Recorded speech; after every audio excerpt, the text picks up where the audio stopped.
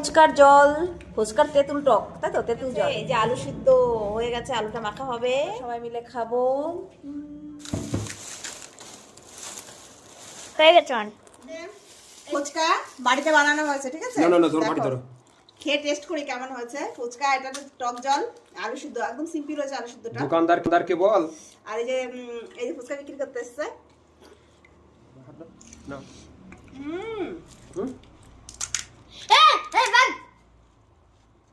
সবাই খালা হয়ে গেছে ব্যাস। আমি বুঝতে না জানিয়া নুনটা নিয়ে তো তানিষ্কা। Bye bye. কাট, আজকের জন্য কাট। আরে এটা খাস না এরকম। কেটে দিলাম। এনে আলু দিয়ে দিচ্ছি রে। না তোর না তোর রেডি। এটা আটা নিয়ে আসতে গোলটা পর। আমাকেও দাও, নরম। আমাকেও দাও।